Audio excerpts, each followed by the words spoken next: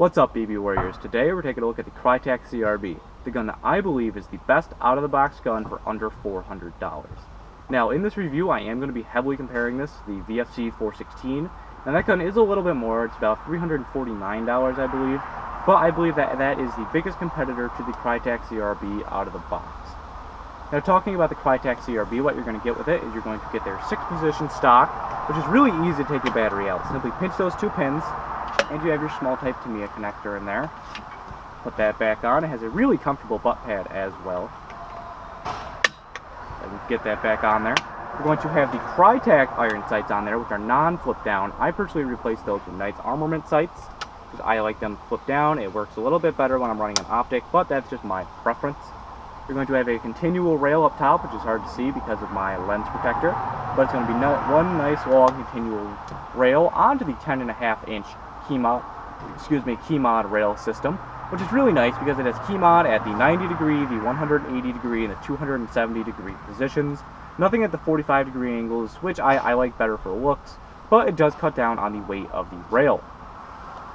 You're going to have a 10-inch barrel. That's right, the barrel is shorter than the rail system, so it's a little hard to fit suppressors on these. They have to fit inside of the rail. And then you're going to have your Krytac orange flash hider by federal law. I have just not taken mine off. Now, for performance on the Krytac CRB, you're looking at about a 330 FPS gearbox. Now, mine started to settle after my year and a half of using it to about 310, 300. And then you're going to have the Krytac SPR, which is a 13-inch rail and a 14.5-inch barrel. That's going to be shooting your field, so more like 380 to 400. And then you have the SDP and the PDW, which have like a 4 or 5-inch rail, I think. I think they stop it right around here. And then you're also going to have them shooting around the 300 range, 330, like the Krytac CRB does. I chose the Krytac CRB because I felt like it was right in that sweet middle spot of being not too long for indoor, but not being too short for outdoor. And honestly, 330 FPS is good for outdoor. I mean, you don't have to have your gun shooting 400 FPS to play outdoor. This gun reaches out. I'm able to hit people at 175 to 200 feet easily, and I still have my stock barrel and hop-up. FPS does not affect your range as much as you think it does. A good barrel, hop-up, and good weighted BB will do a whole lot more than a heavier spring will. Now, a nice feature on here, which is not on a lot of M4s, is it has an ambidextrous fire selector. So as you can see, I'm moving the fire selector on the left-hand side, and it's moving the one on the right-hand side. And the fire selector is nice on this gun. It doesn't wiggle around or anything like that. It's nice and sturdy. And it is chopped down on the right-hand side of the receiver, so for right-handed shooters, it does not get in the way. They do not offer a version that's chopped down on the left side because most people are right-handed, so if you are lefty, you kind of got to get over it. But it's a small price to pay for such a good gun. Now, the reason I like this over the VFC 416 is the VFC 416 costs $100 more for a gearbox that I feel is not as good as the Krytac CRB. I feel like with the VFC 416, you are paying that extra $100 for the H&K trades and the H&K design. This uses a Defiance rail system, I believe, is the brand, and you're not paying that extra $100 for it. For $325 for the CRB and about $350 for the SPR, you can save that extra $100 or so and get a better barrel and hop-up, although the Krytac hop-ups are nice. Pull back the charging handle to have a bolt that does stay back until you hit your bolt release. You see that Krytac has a rotary style hop-up, and the other nice thing about this rotary style hop-up is that it clicks. That's the best way I can describe it. It clicks into place when you adjust it, so it won't really it won't move on you as you play.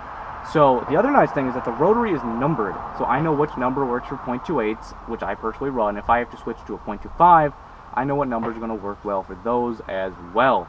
It's a really great idea by Krytac. This gun is full of little ideas that people should have thought of a very long time ago, but they just didn't. Krytac put them all into one gun, and you have the Krytac CRB. Hit the bolt release on the left-hand side of the receiver, and your bolt comes flying back. I'll show you that again for you guys. That's another great thing. VFC did start that. They were the first people to do that on the 416, I believe. And it's really nice because you don't have to sit there and mess with your hop-up while holding that back. That was really just a big pain. And now Krytac and VFC have fixed that. Now, the one thing I don't like about this gun is their pistol grips. Krytac pistol grips are god-awful. Now, you might have noticed that this is a Mark I CRB. The Mark IIs do have different pistol grips.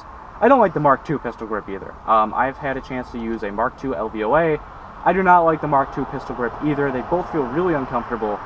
I'm going to switch over to a PTS, one of the PTS ones, but I just don't like these pistol grips at all. I feel like they're so uncomfortable. I keep having to choke up on them a little.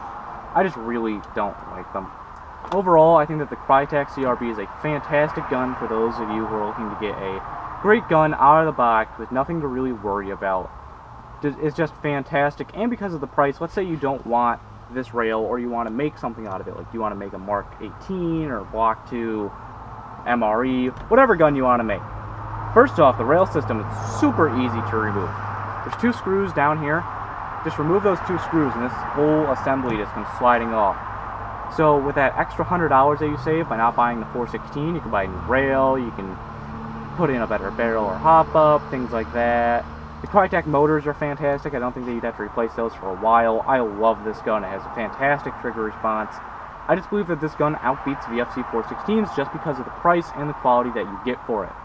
Krytacs do have an internal MOSFET as well, which I did forget to mention. I just believe that they have such a solid gearbox. Now there are a few proprietary parts. You're looking at the trigger contacts and I believe the sector gear being proprietary, but that's really about it. Everything else is Marui system. So you're not looking at like a KWA Gen 2X gearbox, which is super proprietary and it's hard to get parts for. This is mostly going to be a Marui spec gearbox. That's going to do it for my thoughts about the Krytac CRB and why I think it is the best airsoft gun for under $400. Make sure to let me know down in the comments below what you guys think is the best airsoft gun for under $400. Obviously, I love my Krytac, but you may think a little bit differently. As always, make sure to let me know down in the comments below. If you enjoyed the video, you can always subscribe for more airsoft content twice a week here on the channel. Make sure to follow me on social media for news and updates about the channel and events that I am going to. This has been the BB Warrior, and I'll see you guys next time. What is up, BB Warriors? Today we're going to be talking about Impressionism in Airsoft and Operator's Choice. What is acceptable and what isn't. But first, why don't we define what Operator's Choice is? Now, I define Operator's Choice as a piece of kit that an operator has chosen over what is standardly issued inside of their unit.